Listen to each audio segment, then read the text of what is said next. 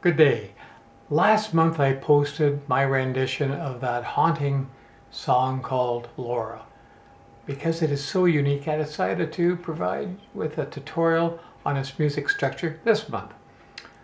I'll be critiquing the structure of the music with perhaps some insight as to what the composer may have been thinking. However, not a how to play the song tutorial. There are plenty of those available on YouTube, from easy play to more challenging piano arrangements. Laura has a detached feeling with an unusual structure of melody and harmony. It drifts along in its own little world for most of each verse. Laura consistently is changing keys in a downward whole tone movement. One never gets a handle on the key signature since the composer is consistently changing it with the appearance of each new cadence. For your information, there is no bridge in this song. Let's take a look at the first verse of the sheet music. Well, here I have a stock arrangement of Laura in the key of C. Our beginning chord, starting chord, is an A minor, so the introduction more than likely would set it up as a kind of a 2-5 into the A minor, so a B half diminished seventh. Publisher may have written that as a B minor 7 flat 5, same chord. E7, the 5, going into A minor, so we have a feeling of a 2-5-1. However, I rather doubt that that's really a 1 chord. I mean, A minor shares the same key signature as C, so we could technically be in A minor, but normally a 1 chord in minor is left as a triad for stability. As I put on a 7th, it destabilizes the chord, never mind the melody, which is a 9th. So I have my doubts here that this is really a 1 chord. So I look for an answer ahead. So I look over here to a G major 7 chord and come back to my D7 flat 9. So that's a dominant chord into the G major 7. So this is obviously a 5 chord. Then that must make this A minor a 2 chord. So we would call that a pivot chord. That's why I have the P circled there. It's a pivot chord. We enter it as a 2-5-1 in A minor, but we leave it as a 2 in the key of G to the 5 and into the 1 chord in the key of G.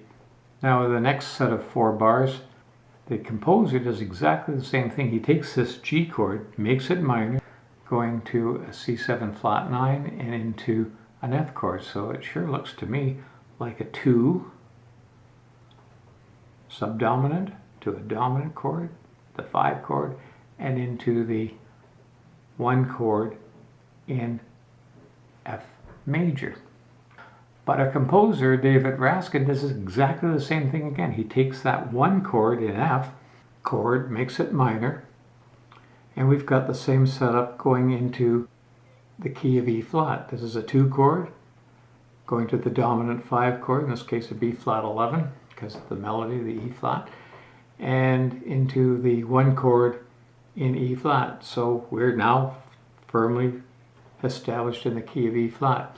Now notice, of course, there are no key signature changes throughout this whole thing. We're not there long enough to warrant that. That doesn't stop the composer to putting in the accidentals that are necessary to keep these key changes happening. Got himself a bit of a dilemma here though, because he's got to get back to the key of C and into the starting point of the song. Now he's sitting in 3 flats in the key of E flat. So he uses a device called equal division of the octave, and he leaps right across a tritone, 3 whole tones, either up or down, and it's going to take us to an A half diminished 7, or publishers sometimes write it as an A minor 7 flat 5. In either case, the A minor is the 6th chord in the key of C, so at this point he's sticking strictly to the key of C in his mind. We call that a null 6th chord because normally there's no flat 5 on a 6th chord in the key of C. It'd be an E natural. Probably using the E flat, the flat 5, because the fact that we had it in the chord symbol over here. Now he heads over to a dominant D chord. Well, D in the key of C should be minor, not a dominant chord, so this must be tonicization. So we would label that the 5 of 5 in the key of C. Never does get to the 5 chord because he goes through a passing 7th and takes us to our B half diminished 7 chord, which looks rather familiar when it goes to the E9 chord. So this is a 2, 2 of 5, going to a 1 chord in A minor, 2, 5, 1. Of course, we know it's not really a 1 chord. It's going to be a 2 chord going off to the key of G as we continue into the second verse. Let's just go back to the piano. I'll play through this and I can have a little more talk on what's actually happening musically here. So we start off with a 2-5 into A minor, a B minor 7 flat 5 or a B half diminished 7, same chord. So B half diminished to the 5 of A, E7, and into the 1 chord of A minor. But we realize that's really just the 2 chord of G. So it goes 2, 5, so D7 into the first key change, G major 9.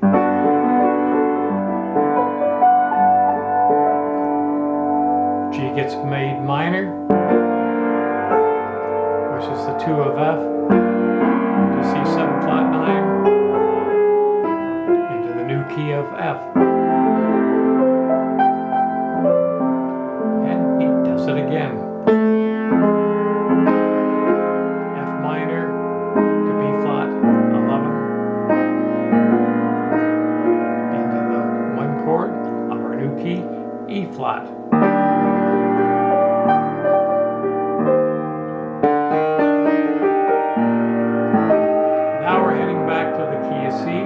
This is an alternative 6 chord, A minor 7 flat 5, A half diminished 7, to an extended D7 chord, 5 of 5, passing 7th, B half diminished, the 2 of A to E7,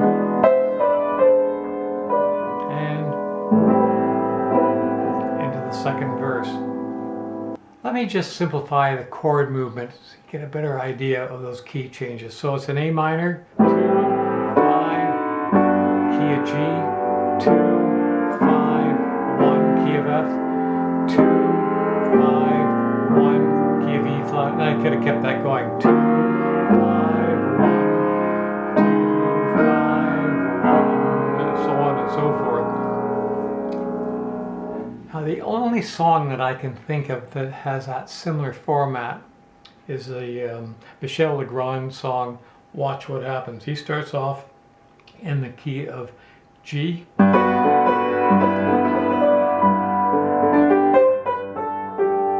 G's made minor, becoming the 2 of F.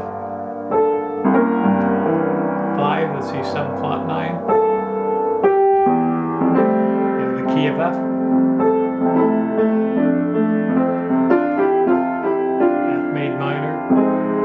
Similarity, B flat 11,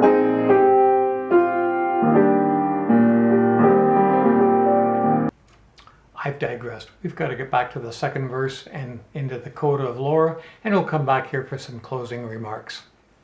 Well, here we are at the beginning of the second verse, which by the way is the same as the first verse. So in order to conserve a little time, I'm going to just move as quickly to the coda at the end of the song. So we know that the A minor is a 2 going to the 5, the dominant D chord, into the 1 G chord.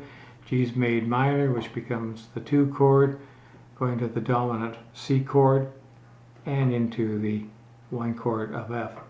It is this point that the composer is leading us actually into the beginning of the coda and ending the song. We arrive as a 1 chord in the key of F. We're leaving it thinking that it is now a 4 chord in the key of C, the 4th note of the scale of C. So there's my 4 chord in the key of C, and from this point I'm thinking strictly getting back and remaining in the key of C, forgetting all the other key changes that have taken place. My focus is strictly on the key of C. My 4 chord in C now becomes my 4 minor chord, the F minor. Usually would take us to probably C, and that would be the end of the song, although that would make a very short coda. So we use a G sharp diminished 7 chord because G sharp is the 7th note of the scale of A tonicization. So this would be considered the 7 of 6. So the 7 of 6 in the key of C is A minor. So we arrive on the 6th chord, killing a little bit of time and looking for some interesting harmony. I dropped this to a flat 6, so my A minor became an A flat 9 plus 11, augmented 11. I would call that a flat 6. Now it looks like I'm leaving the key of C for sure, but not really. That's just a one quick chord change. I'm going back to my saving grace, or the equal division of an octave, which takes me either up or down 3 whole tones, a tritone, to the root of D. Normally it's D minor, but it's a hyped up dominant chord, which we'll label a 5 of 5, D7 being the 5 of G7, which is a 5 chord. And by the way, that's exactly where it's heading, right here. There's my G chord.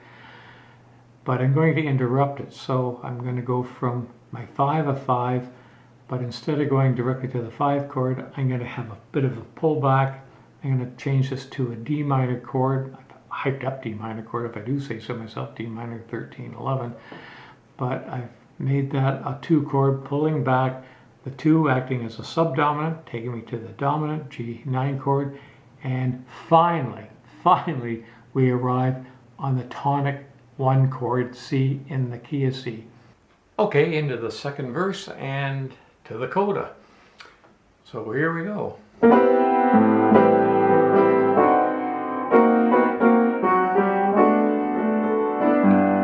section lends itself beautifully to block chords.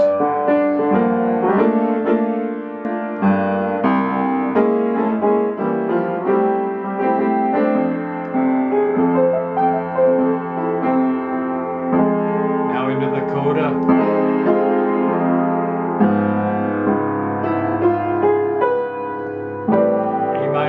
Actual 6th chord in the key of C to the A flat, the flat 6th chord, alternative chord. We're back to our D chord, equal division of the octave, and a nice little fall onto the 2 chord, D minor, G. And finally, we actually end on the tonic chord C. I would like to show you an alternate progression, more of on a chromatic move. Let me just explain here. At the beginning of the verse, start off on the A minor, and as you know, we go to 2, to a 5, to the 1 in G. Well, remember, the 5 can be substituted for a flat 2 chord, creating up a chromatic move. So instead of using the 5 chord, I'm going to be using flat 2s. I'll just simplify it so you can hear it a little better. There's my flat 2 into G. Now onto the G chord, the key of G. 2 of F, going through the flat 2, to the 1 chord in the key of F. In fact, we could even combine both the 5 and the flat 2. Simply, it would be to the 5, flat 2, 1, 2, 5, flat 2. Hear it more in context, it would sound something like this.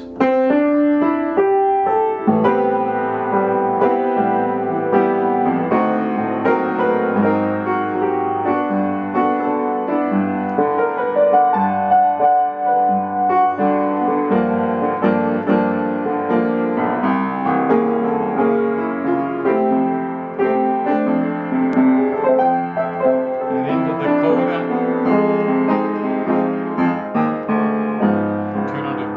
Chord there.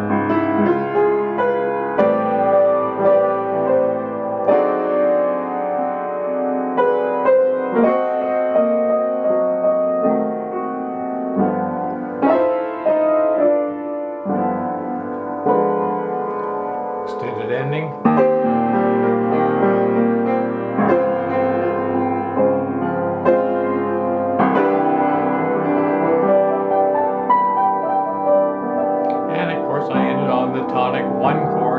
C, in this case C major 9.